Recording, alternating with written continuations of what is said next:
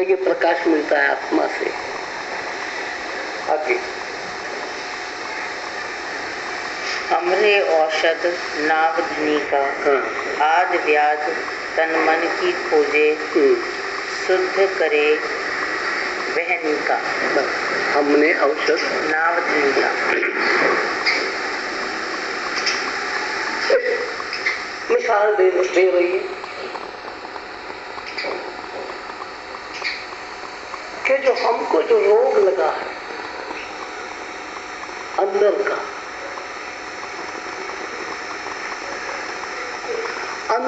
अंदर के रोगों को ही विकार कहते हैं।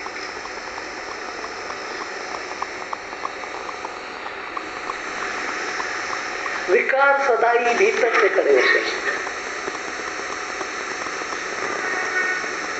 कोई बाहर से आकर के विकार चिपकता नहीं।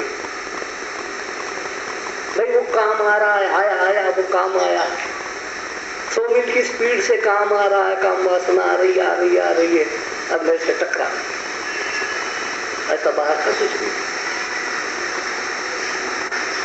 क्रोध आ रहा है, वो देखो अभी तक तो वहां फुटबॉल चौक तक आया है, अब वो मेरे पास आ गया, ऐसा कुछ नहीं। तो विकार भीतर से उठते।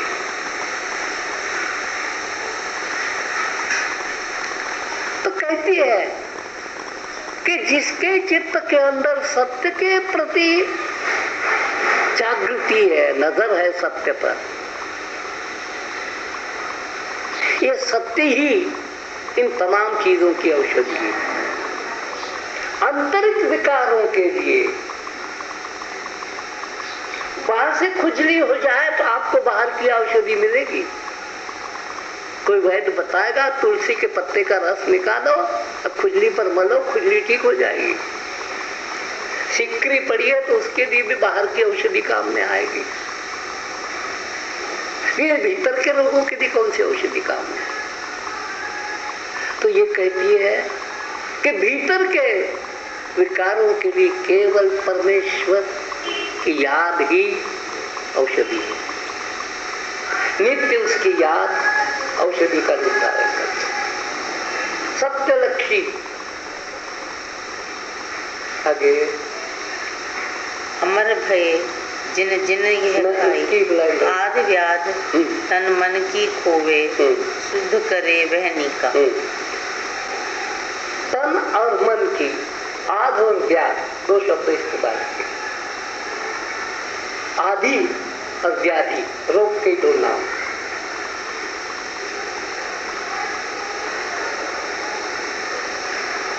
तन के जो रोग होते हैं उसको व्याधि कहते हैं,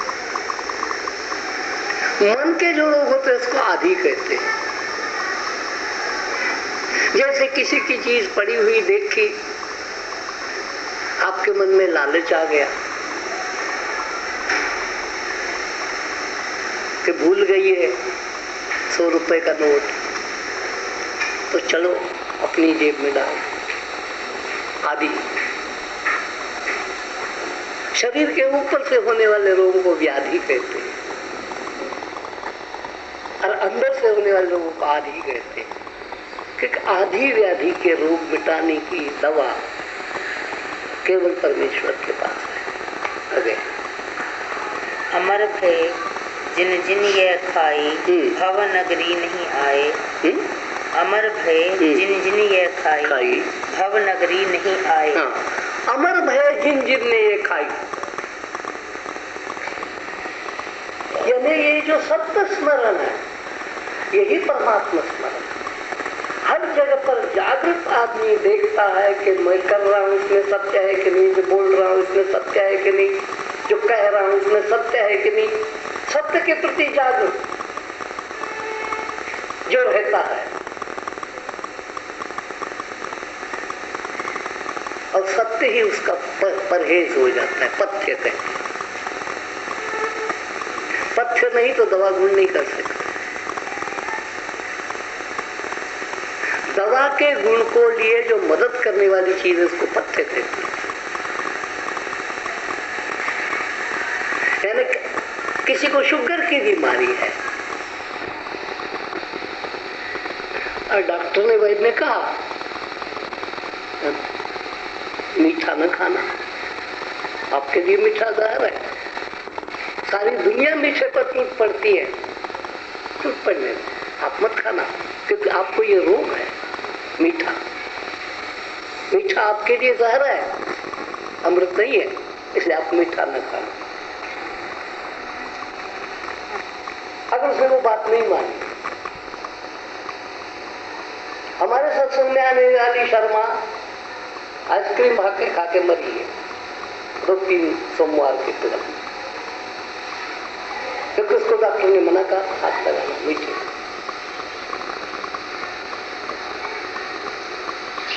लेकिन इसकी रसना चटोरी हो, जिसकी रसना चटोरी हो, वो रुक नहीं पाता, क्योंकि जिंदगी भर हमारी रसना को, हमारी आत्मा के आज्ञा में चलने की हमने प्रैक्टिस नहीं करवाई। वो अपनी मर्जी से ही चलती रही है रसना, आत्मा की ऐसी तैसी, इसको कौन पूछता है, आने दो।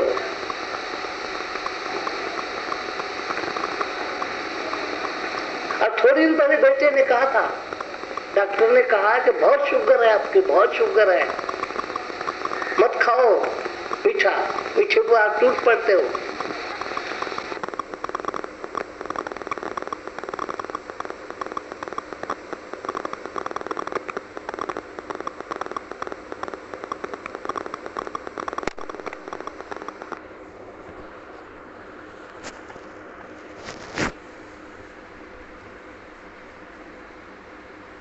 तो फिर अगर उसकी मौत हो गई तो उस पर अफसोस क्या मनाना।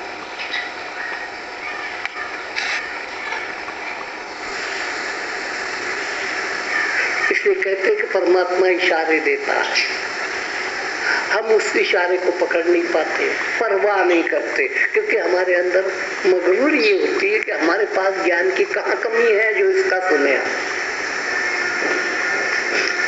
ये बड़ा घमंड होता है। तो 2-4 चीजें आती होगी रटी रटाई, तो उस आदमी में घमंड ये होता है मेरे पास कौन सी कमी है जो मैं किसी की सुन लूं, मेरे को मालूम है, मेरे को पता है, मेरे को पता है। तो अहम का स्वभाव है ग्रहण न करना।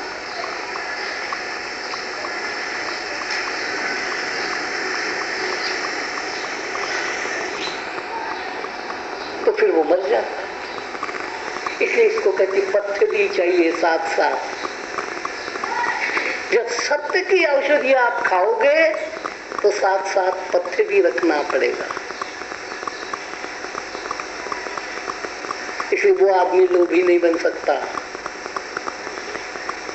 अगर लोभी बन गया तो सत्य की औषधि का कोई गुण नहीं आएगा। अगर वो कामी बन गया तो सत्य की औषधि का कोई उपयोग नहीं होगा। औषधि होते हुए भी खाएगा, फिर भी साथ परहेज न होने के कारण उसका कोई गुण नहीं आएगा।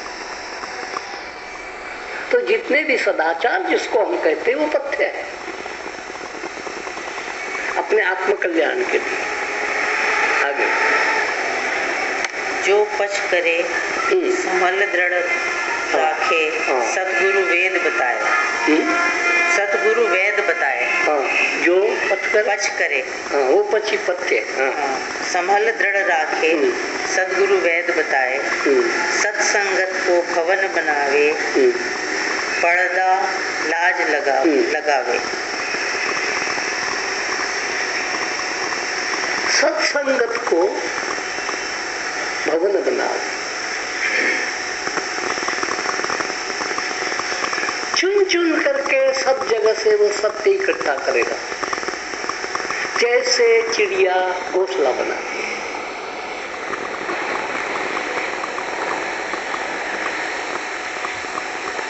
सत्य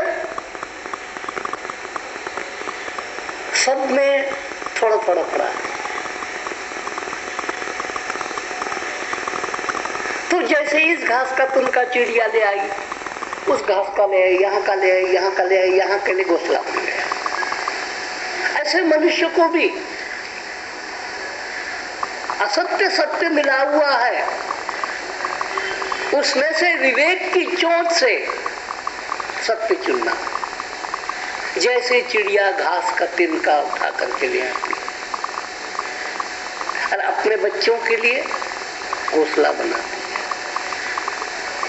तो हमें भी ऐसा सत्य के लिए भवन बनाना,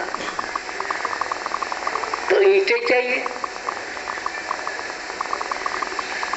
भवन जोड़ से बनता है, एक ईंट पर दूसरी ईंट, दूसरे ईंट पर तीसरी ईंट, तीसरे ईंट पर चौथी ईंट, हजारों ईंटें जोड़ते हो तभी भवन बनता है।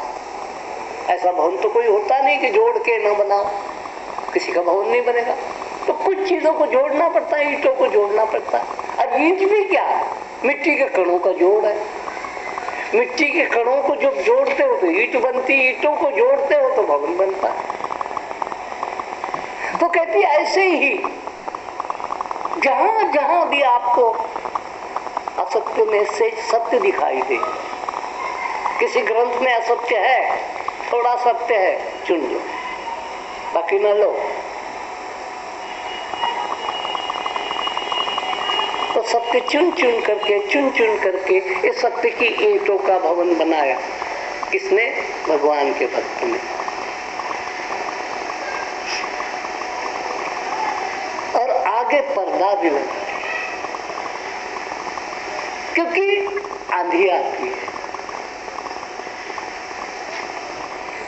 भवन में दिया जलाना है, आंधी आएगी तो दरवाजा चाहिए, पर्दा यानी दरवाजा। और दरवाजे में विवेक रखना। अनुकूल हवा आती है तो दरवाजा खोलना, प्रतिकूल हवा आती है तो दरवाजा बंद करना। और ये एक दरवाजे के लिए नहीं है, जितने हमारे शरीर में नवद्वार है, उन नवद्वारों के लिए यही टेक्निक है, यही आदेश है। जब गर्दा आता है तो आप आंखें बंद कर लेते हो,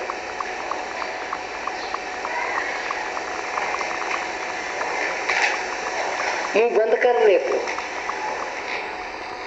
मुंह में से भी गंदगी जाती है। दरवाजे जो है, दरवाजे का अर्थ है आवागमन जिसमें होता है, आना भी है और जाना भी है। दरवाजे के अंदर ये नहीं होता कि सिर्फ आना ही होता है, आना और जाना दोनों जिसमें है उसी का नाम दरवाजा है। चोर देखा कि चोर आ रहा है, दरवाजा बंद।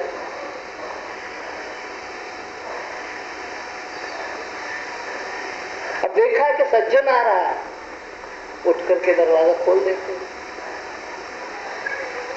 लुटेरा आ रहा है, उठ करके दरवाजा बंद करते हो, क्योंकि आप दरवाजे के मालिक हो, मकान के मालिक हो, और आपकी इच्छा है कि मकान को नुकसान न पहुंचे, आपको ये करना पड़ेगा। ऐसे तत्वज्ञानी पुरुष की लालच की आंधी कैसे आ गई, अपना दरवाजा बंद कर देते हैं। मोह की हवा चली कि संयम का दरवाजा बंद कर देंगे, वो हवा निकल गई मोह की, दरवाजा खोल देंगे। अच्छे के लिए स्वागतम, जी आइयानु, और बुरे के लिए जी जाइयानु। लेकिन मूर्ख लोग जी आइयानु सबको ही कहते हैं।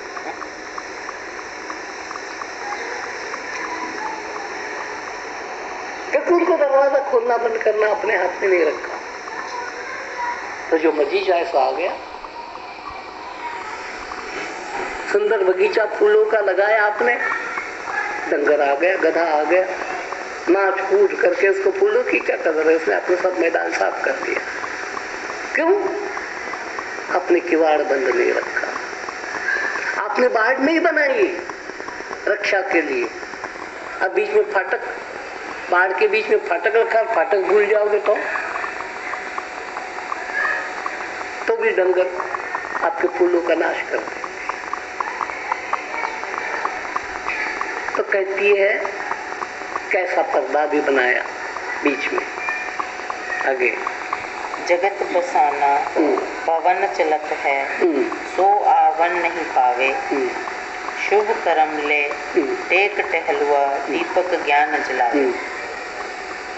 कहते देखो आपने दीप जलाया है भवन के अंदर, लेकिन दीपक की सुरक्षा का इंतजाम करो।